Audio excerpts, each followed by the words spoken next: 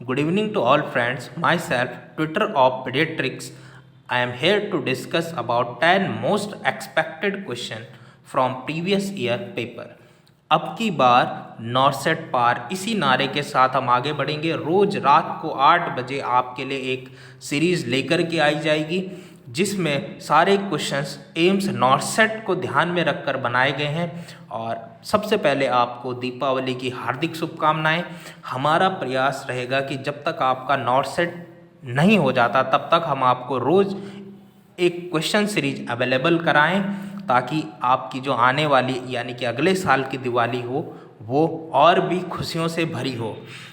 तो क्वेश्चन शुरू करने से पहले मैं आपको बताना चाहता हूं कि हमारी दिशा मेडिकल एंड नर्सिंग एकेडमी के नाम से हरिद्वार में ओपन हो चुकी है और आप इसमें किसी भी नर्सिंग एग्ज़ाम के लिए प्रिपेयर कर सकते हैं। ऑनलाइन और ऑफलाइन दोनों क्लासेस होंगे और इंडिया की टॉप मोस्ट क्वालिफाइड फैकल्टी आपको यहाँ पर पढ़ाएगी और 24 आवर्स आपको यहाँ पर मेंटर सपोर्ट भी प्रोवाइड किया जाएगा। दिवाली के बाद हमारा डेमो स्टार्ट है तो आप अभी ऑनलाइन उसके लिए दिए गए नंबरों पे कॉल करके या ईमेल आईडी पर ईमेल करके आप क्या कर सकते हैं, डेमो बुक करवा सकते हैं। तो ज़्यादा टाइम वेस्ट ना करते हुए हम क्वेश्चंस की तरफ बढ़ते हैं। तो हमारा पहला क्वेश्चन है most common cause of maternal morbidity. क्या पूछ रहा है? मैटरनल मॉर्बिडिटी के बारे में पूछ रहा है। तो सबसे कॉमन कॉज मैटरनल मॉर्बिडिटी का क्या होगा? तो ऑप्शन ए है haemorrhage, option B anaemia, option C abortion या फिर option D nausea and vomiting. तो दोस्तों जो सबसे कॉमन कॉज मैटरनल मॉर्बिडिटी का वो क्या है? वो है ऑप्शन नंबर बी एनीमिया। ठीक है। अगर यहाँ पर मैटरनल मॉर्टेलिटी पूछा जाता तो मैटरनल मॉर्टेलिटी का सबसे कॉमन कॉज होता है हैमरेज। हैमरेज भी कौन सा? पीपीएच। और अगर आपको पीपीएच में भी स्पेसिफिक पूछा जाए तो कौन सा? Atonic uterus. तो यहाँ पर इस क्वेश्चन का आंसर क्या होगा? Option number B anaemia. किसका कॉज है? मैटरनल मॉर्बिडिटी का। दूसरा क्वेश्चन है हमारा according to WHO total antenatal visit is. तो टोटल एंटीनेटल विजिट कितनी होंगी WHO के अकॉर्डिंग? 8, 6, 4 या फिर 2। तो जो टोटल एंटीनेटल विजिट होंगी WHO के अकॉर्डिंग वो होंगी 4। कितनी विजिट होंगी? 4। अगर यहाँ पर पोस्ट नेटल विजिट पूछता तो वो भी कितनी होती हैं? 4 ही होती हैं।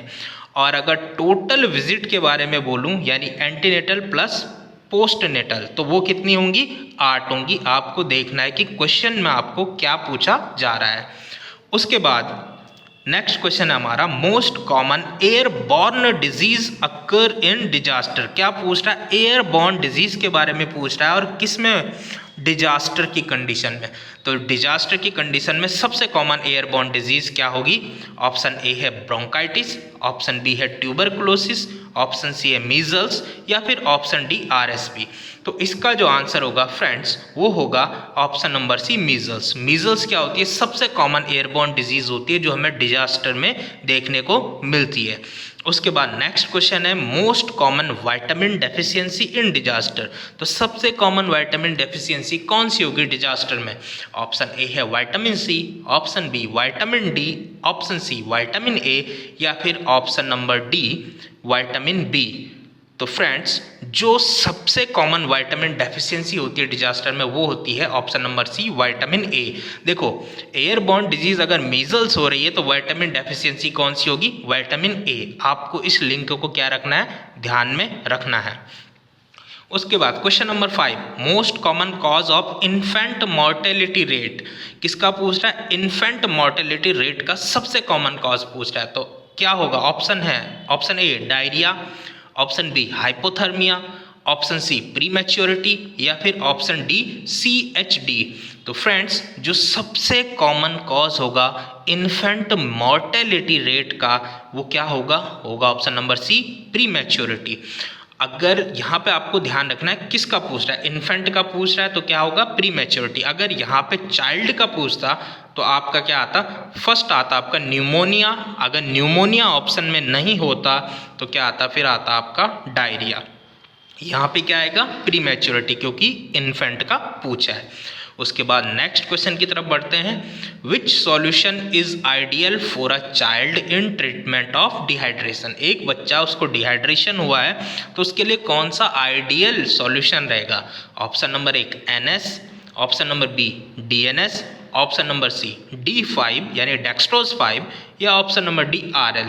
तो फ्रेंड्स इसका जो आंसर रहेगा वो क्या होगा?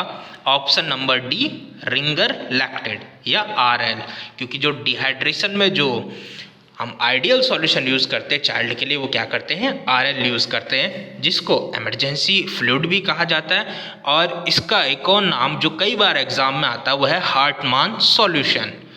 उसके बाद नेक्स्ट क्वेश्चन है average weight of girl child in India. जो गर्ल चाइल्ड है उनका एवरेज वेट कितना होगा इंडिया में? Option number A 2.5 kg, option number B 3 kg, option number C 2.7 kg, या फिर ऑप्शन नंबर डी 2.9 kg। तो जो एवरेज वेट होगा गर्ल चाइल्ड का इंडिया में वो कितना होगा? होगा ऑप्शन नंबर सी 2.7 kg। जो एवरेज वेट जो हम चाइल्ड का मानते हैं इंडिया में वो कितना होता है? 2.5 to 3 kg। और जो उसमें जो गर्ल चाइल्ड का एवरेज वेट है वो होता है 2.7 kg।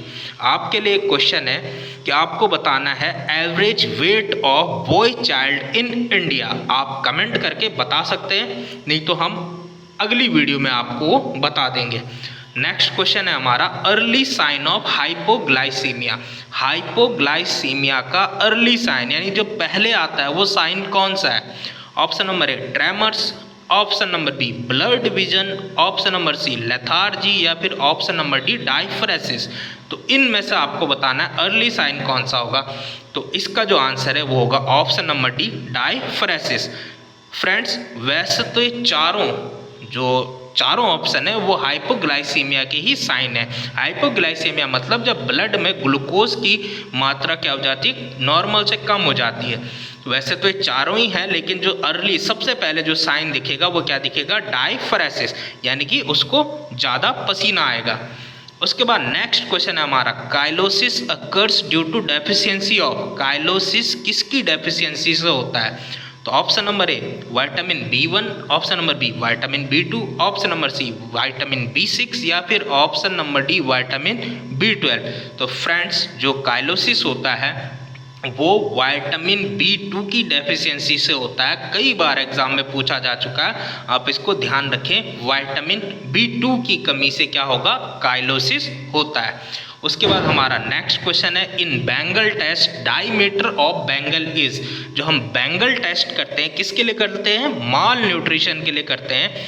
तो बेंगल टेस्ट में जो बेंगल का डायमीटर कितना होता है ये आपको बताना है। Option number 1 10 centimetre, option number B 6 centimetre, option number C 8 centimetre, या फिर ऑप्शन नंबर डी 4 सेंटीमीटर।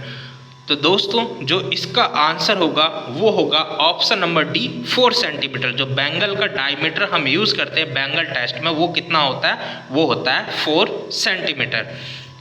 तो दोस्तों ये थी आज की video. Thank you so much. आप जुड़ सकते हैं हमसे YouTube channel Disha medical and nursing academy के माध्यम से। आप लाइक शेयर और सब्सक्राइब कीजिए, और ऐसी वीडियो आगे पाने के लिए आप लगातार कमेंट भी करते रहिए। आपका हमारे लिए एक आपका कमेंट हमारे लिए बहुत महत्वपूर्ण है। कल मैं पीडियाट्रिक्स की वीडियो बनाऊंगा।